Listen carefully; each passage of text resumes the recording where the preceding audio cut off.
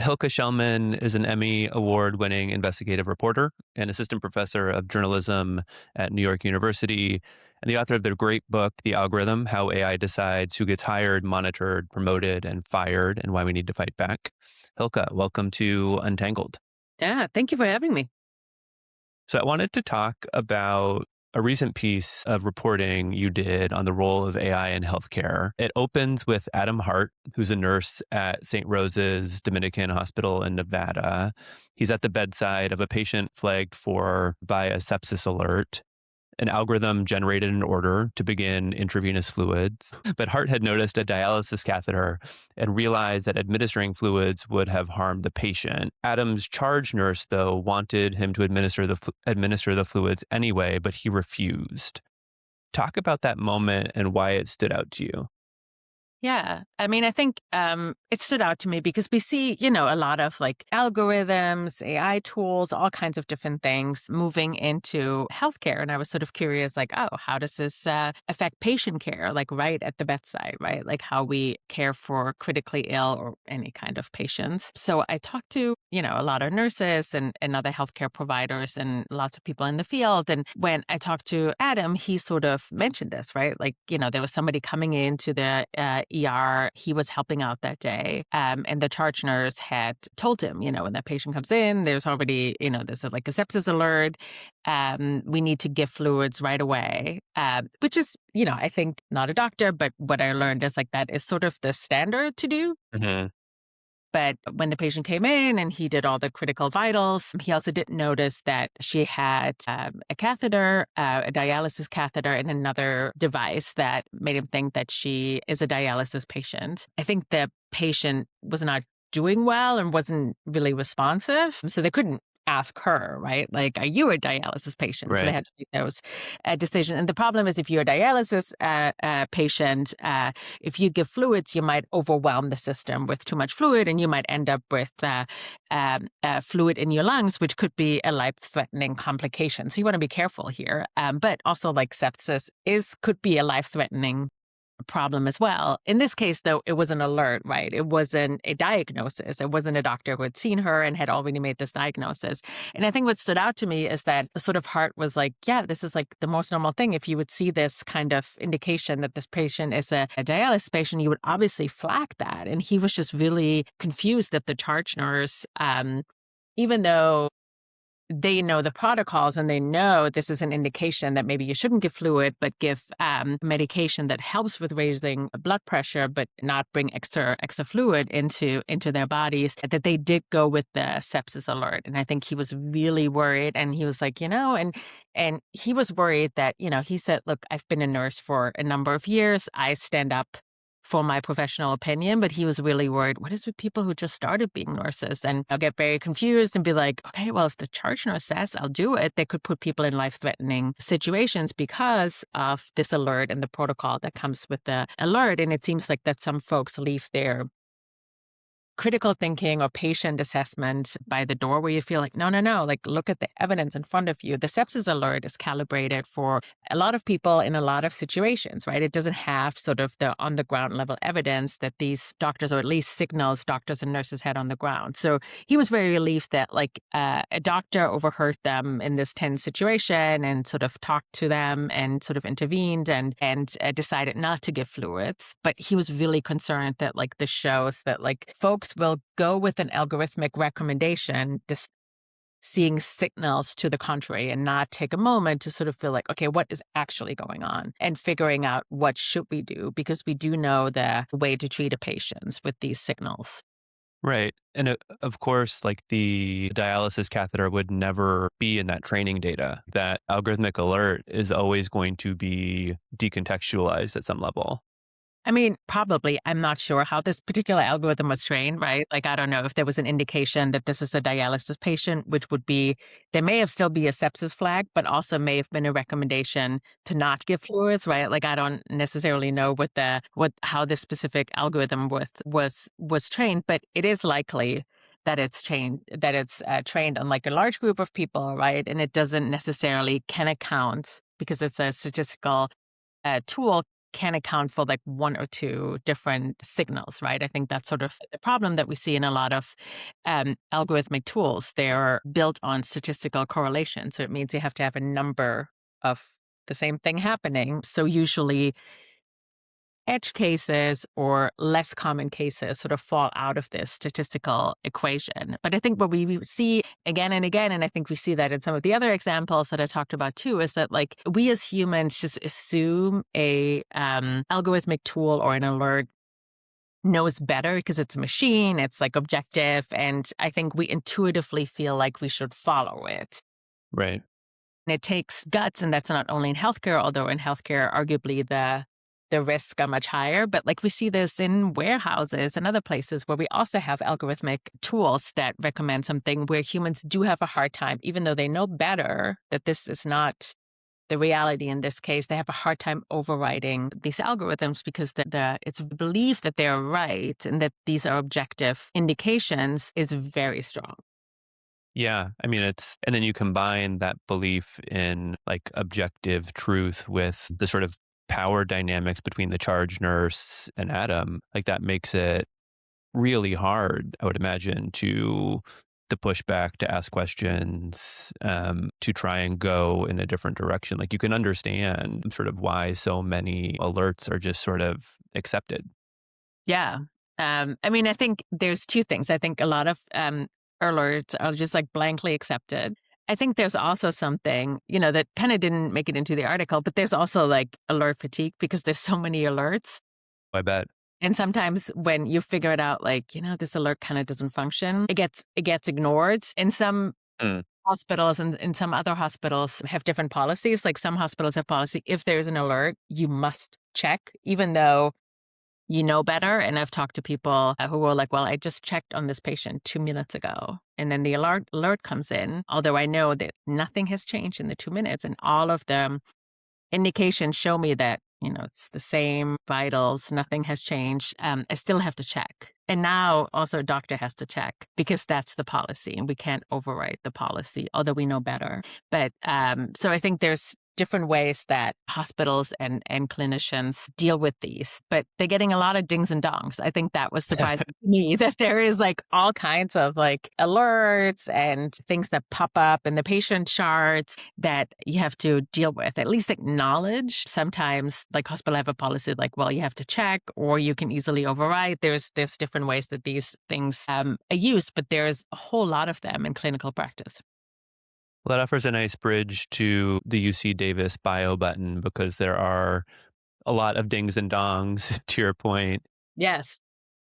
And also nurses and healthcare professionals don't often get to understand like why the buttons are firing, like what's sort of motivating the response. And so the bio button is a small device worn on a patient's chest. It continuously tracks vital signs such as heart rate, temperature, and breathing patterns. And you spoke with Melissa Beebe, a registered nurse at UC Davis, about her concerns of the bio button and sort of not being able to understand why the bio button is producing the alerts that it is. Talk a bit about her concerns.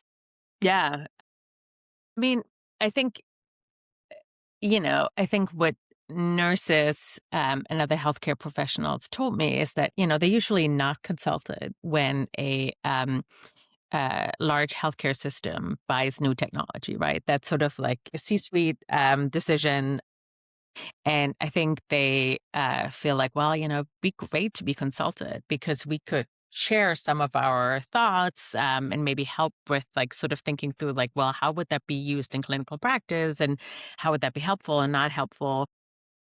So I think there is a little bit of, there isn't necessarily resistance to any kind of technology. In fact, hospitals are a hotbed for technology, right? Like there Right. is always technological innovation.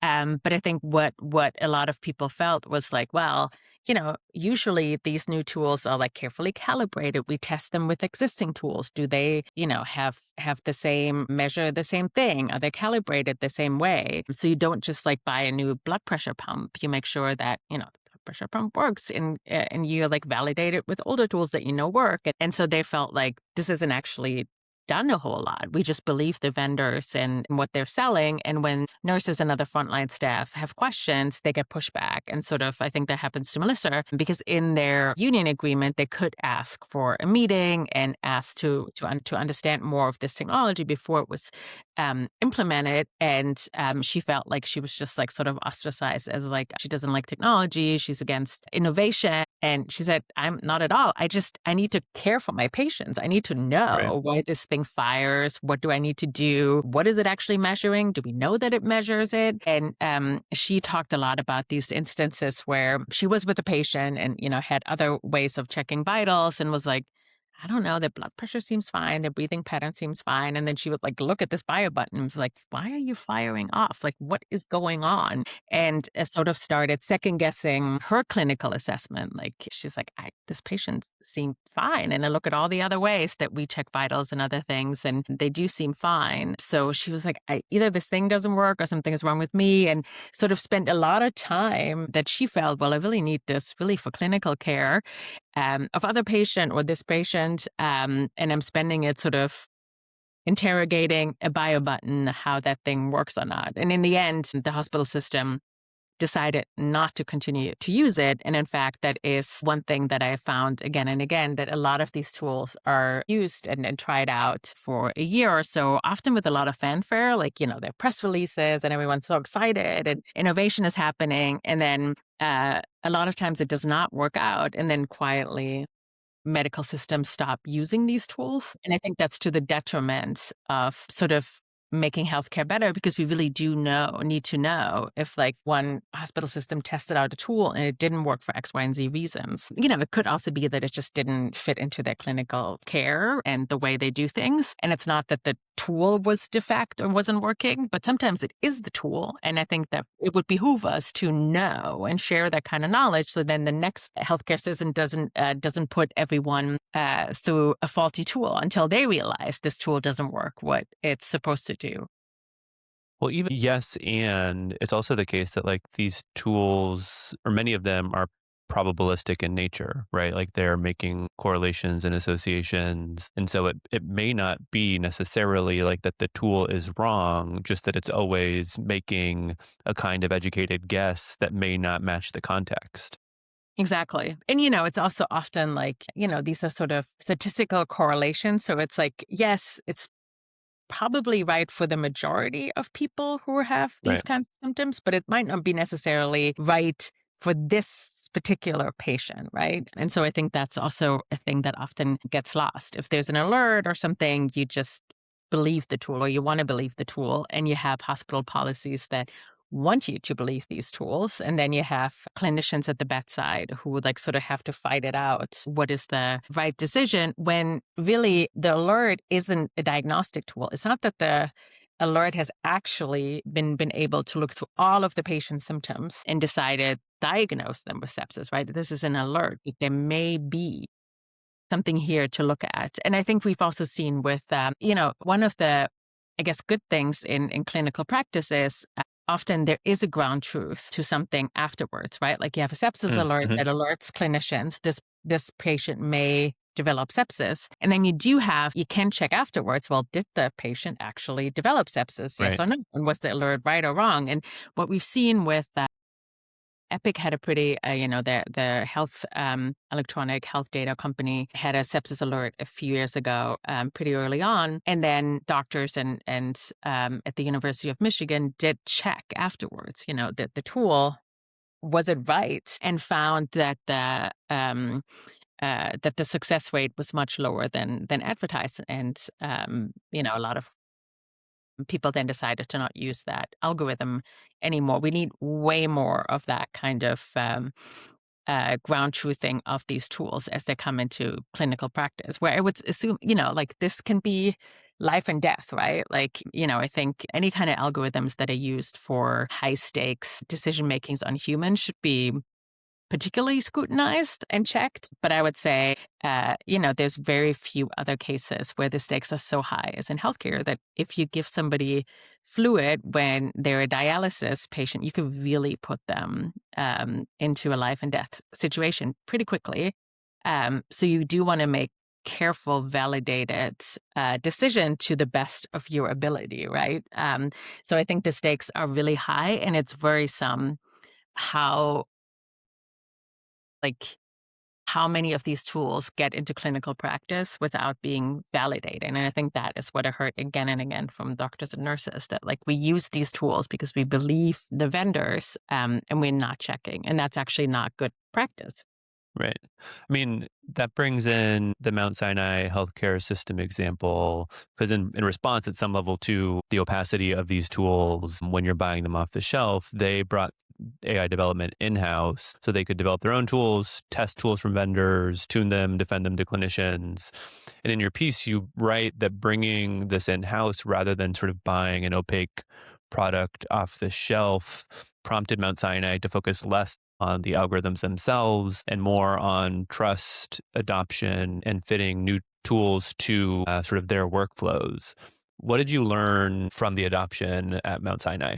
Yeah. I mean, I think that is sort of a general trend that some of these larger healthcare systems sort of realize that like maybe we don't want to just be beholden to the vendor's promises, right? Like we do want to understand how these tools really work. And I think that's also a reaction to, there really isn't a whole lot of benchmarking of these tools. There is no like sort of federal agency. I mean, we have the FDA, but the FDA only license diagnostic software or AI tools. A lot of these are sort of marketed as like helpers to doctors, so they're not, and nurses, so they don't reach the level of a diagnostic tool, so they go like sort of undetected. And I think a lot of healthcare systems realize, wait a second, like this is actually like core medical work that we need to do if we want to implement algorithms and AI.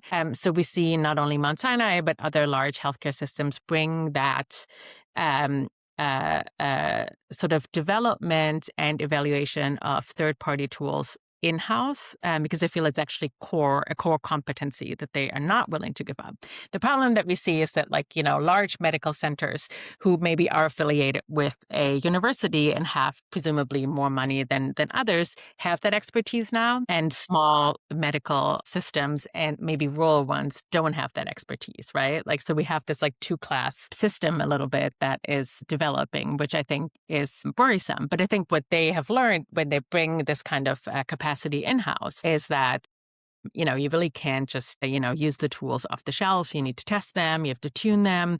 You have to also bring the people that use the tools into the fold. And actually, Mount Sinai sort of said, oh, we had, the biggest success with like a wound care algorithm that actually a wound care nurse themselves pitched, that like assessing, bed sores and related things, that the old way of assessing it wasn't working really well. And maybe they could use a different clinical data. And it was developed with the nurse and then rolled out with the nurse, who had a lot of domain expertise. Also, I think a lot of credibility among her colleagues, and was able to get up the rates of adoption. So I think that was a real moment for the healthcare system, that the top down, which does happen, is often not as efficient as like from the ground up, where people who have the domain expertise actually come up with the solutions. She's like, I think there must be a better way. I don't know what this better way is, but can you help me with this?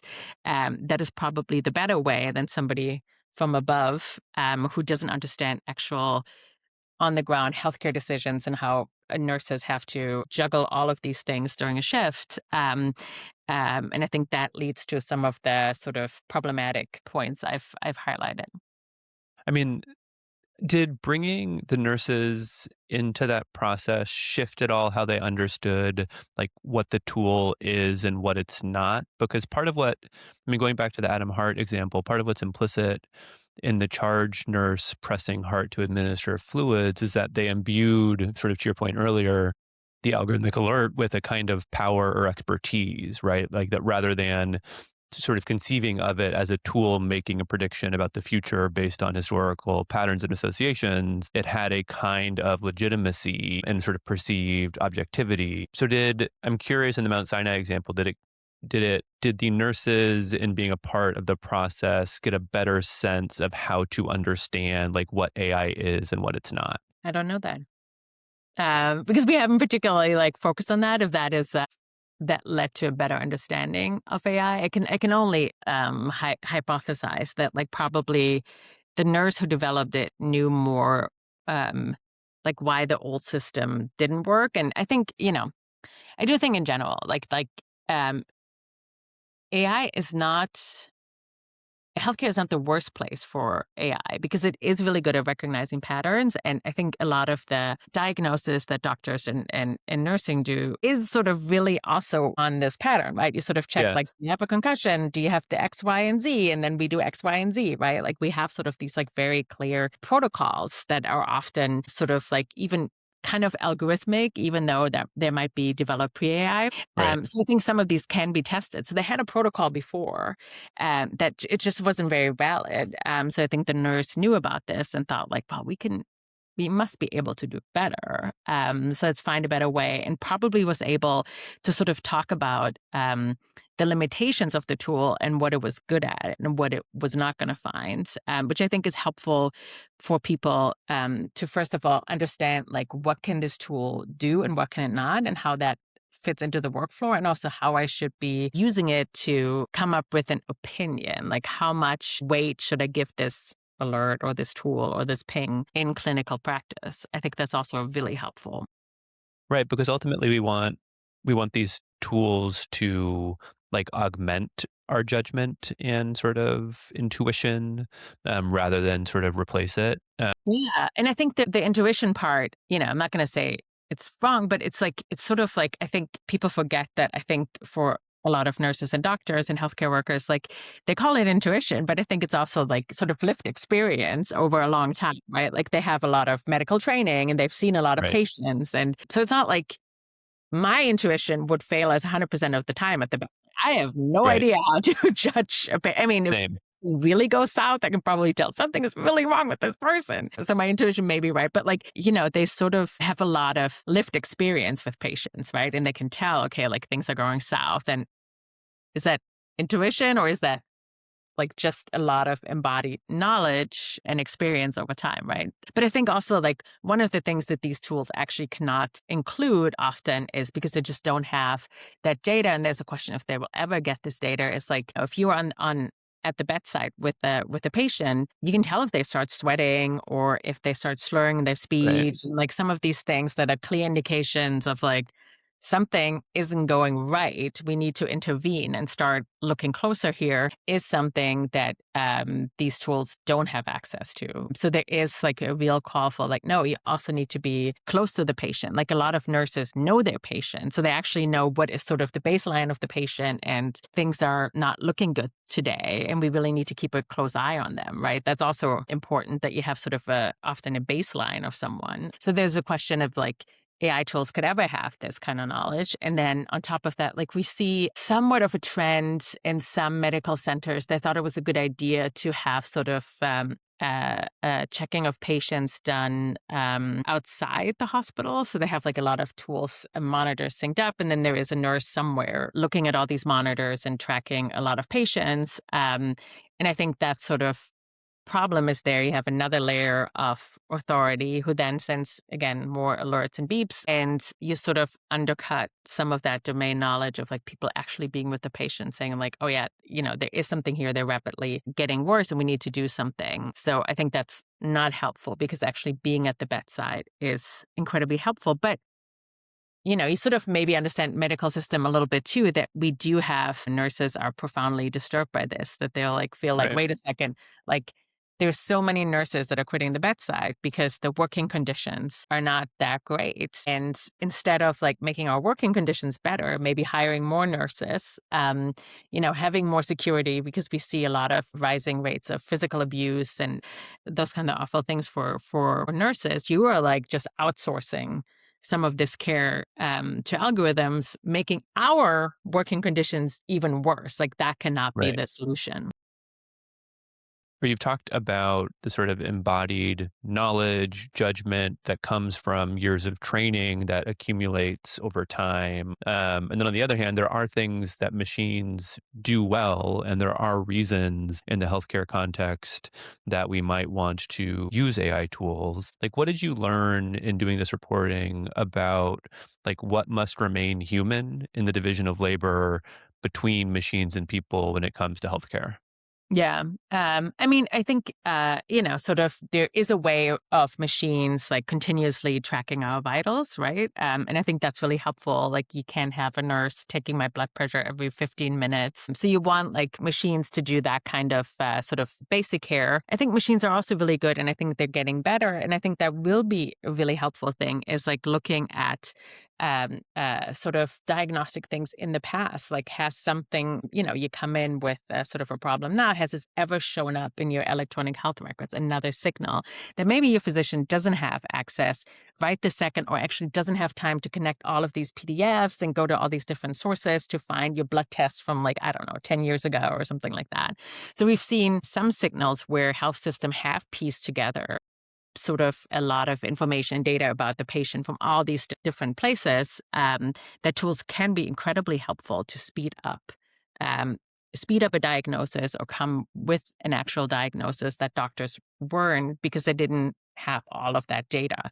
So I think there is really a big promise. Just a question of like, how do we implement it and how do we have, I guess, for lack of a better word, like machines and humans working in harmony and making sure that humans do still have their agency and sort of understand here are the limits, but also here is how these tools can be really helpful. So I think um, having the humans as part of the building of the tools is like incredibly helpful, and also having agency in how they are implemented. And I think that's just a very laborious process that I think most people don't want to engage in. But I think actually that's when the iteration of the tool and the tool gets better because we know how it's implemented into workflow and how it works better. So I think there is a way to do this together. I think how it works every day and like these large healthcare systems, that they're not set up for success, unfortunately. So things have to change.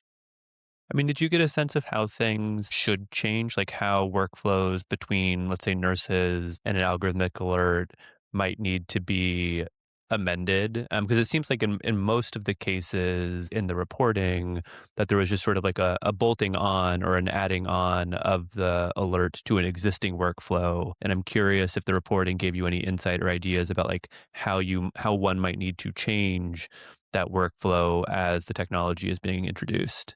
Yeah. I mean, I think one thing is like to really give people a sense like, okay, like what is this alert actually built for doing? And like, how should we treat this alert? Is this a probabilistic thing or is this actually individualized to the patient to the best of their knowledge? And can the alert reflect that? That it's just like sort of a very blunt alert that like maybe everyone over 55 who comes into the emergency room who has low blood pressure should be checked for sepsis, right? There's a very broad umbrella.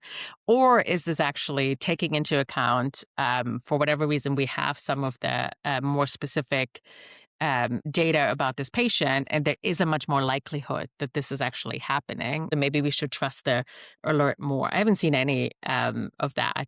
Nurses and doctors be part of the selection and also the suggestions of how to put this in the workflow. Like we see more like blanket policy. Okay, if there's an alert, you must check. But what if you already just checked on the patient? Like, shouldn't there be a way Right. to override this? Like, and I don't think we see those kinds of things where you feel like, wait, this is actually not helping in the workflow. In fact, it's making life worse for nurses, and you're not listening when they say, hey, this doesn't work. So I think that's also a particular problem.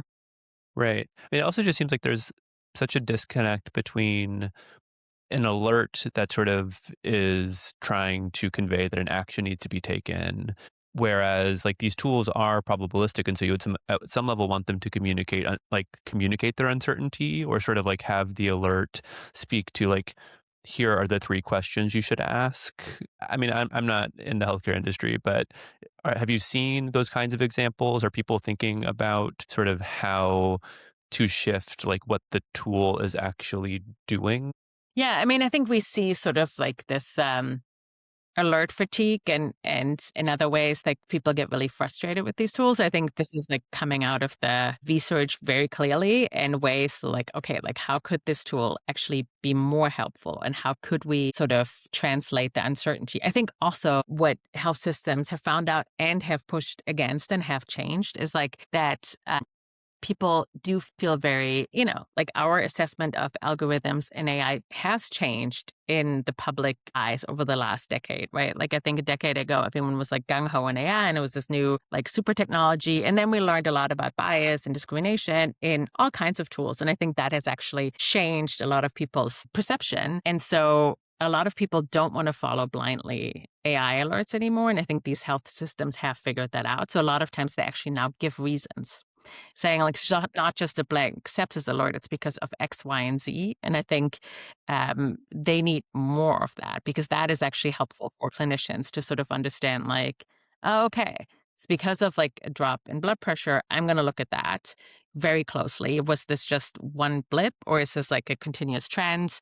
And the other criteria, X, Y, and Z, is that also happening? Can I go to the patient and see if they are slurring their speech, for example, which would be an added criterion, and other ways? So we see a moment of recognition that there needs to be change. Is it widespread change yet? No, but we see that we see low levels of adoption. We see a lot of pilots that are thrown out because they don't work. Okay, and this is potentially is a waste of money for a lot of health systems too, right? There is like a lack of return of investment. Some of these trials can cost millions of dollars. So how can we ensure this is better technology?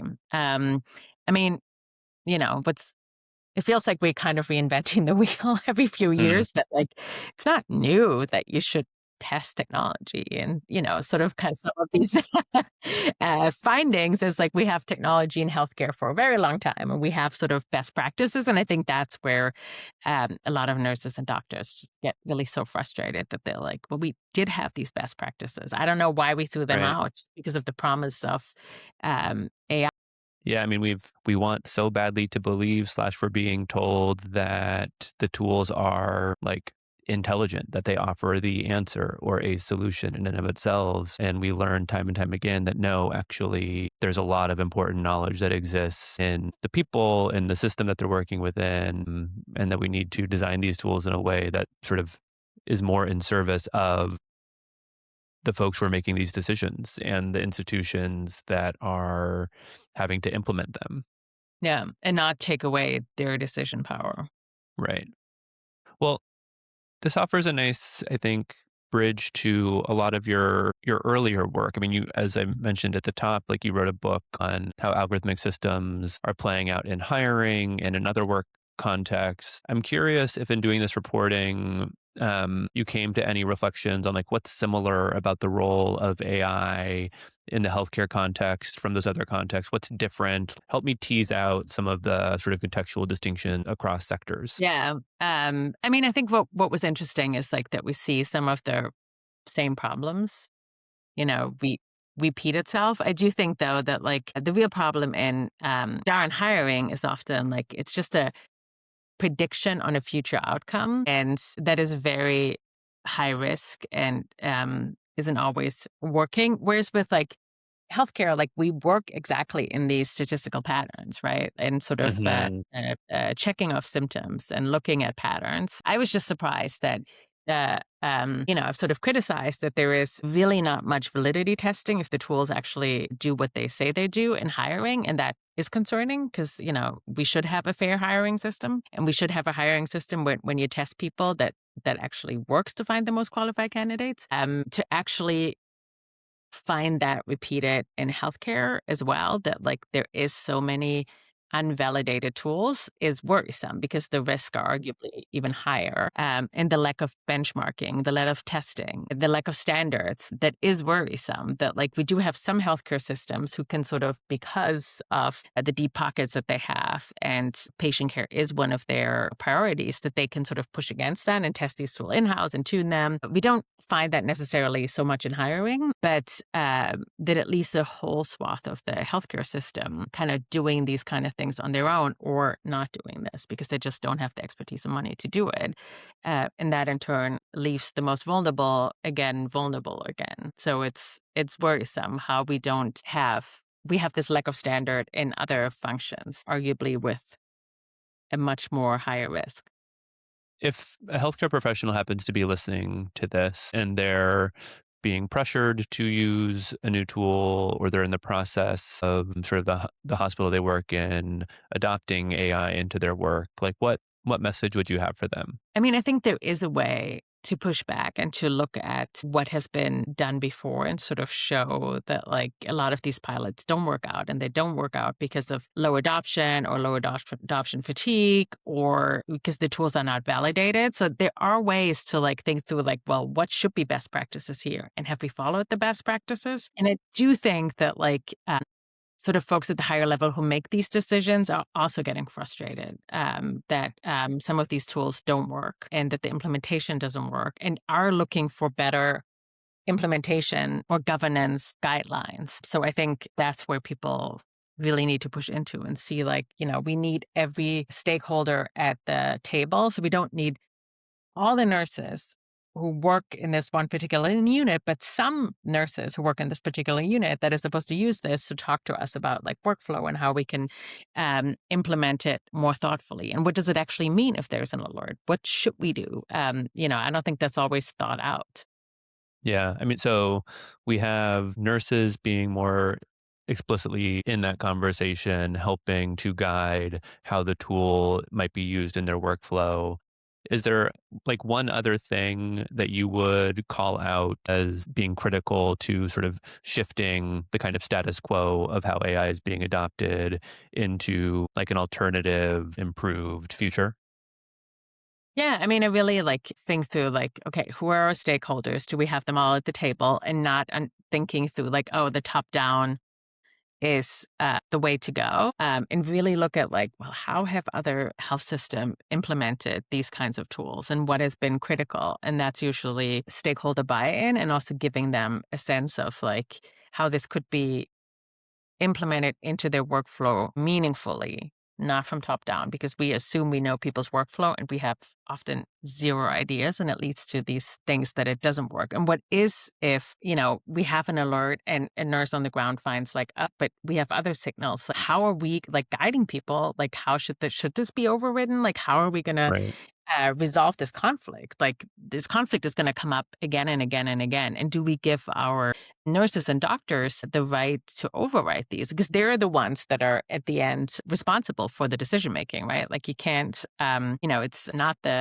AI tool that is just seen as a doctor's helper. So do we leave that agency with the doctor and Right. the nurse? I mean, I often think that like one of the biggest gaps is that whoever is buying the technology or the leader who is making the decision just has such a little sense of the actual workflow that people would be using this tool in, that like that's that's where this sort of problem starts, it seems. Yeah, totally. Totally. Well, the question I end every little episode on is, what advice or wisdom would you offer your teenage self? To not worry so much about what Mm. others think, that like, most people care very little what other people. Yeah. Even though when you're a teenager, you think that like everyone's judging you about your imperfections, and that like over time you realize, most people are really busy and they have no time to think through that and not to worry about everyone else's opinion so much. That's great. I once read a report that was something like 80% of our thoughts are about ourselves. It really helped because it's sort of like, yeah, no one cares. No one's actually thinking that deeply about you. Yeah, exactly. So I wish, I could give myself just that advice, not to worry so much and just be more focused on the work I want to do or my hobbies or other things, and not so worry so much about what other people think of myself. But, maybe that's something that just comes with age and wisdom and life experience. Absolutely. Yeah, I don't know if my teenage self would have heard that, but I think it's You might have probably heard it and you just didn't care because and rightly so, like teenagers think rightly so that like adults have no clue. that's Anyone right. over 20 has no clue about anything. And then when you get older, you're like, maybe my parents weren't so wrong about these things. And that Right. feels horrible when you have to sort of change your position and be like, there weren't just monsters. Because that's how it feels in the moment. For sure. Well, if folks want to follow your work, where should they go? Probably LinkedIn. You know, a lot of the work that I do on algorithms has sort of a natural home, founded natural home on LinkedIn, because I started with like hiring and AI in Yeah. the world of work. But that's where I usually put all the new things that I'm working on out there and have conversation with people. There's only one Hilke Schellman, so it's pretty easy to find. I'm very unique in that regard. Fantastic. And I'll also add your profile link to the show notes. But Hilke Schellman, thanks so much for coming on Untangled. Awesome. Thank you for having me.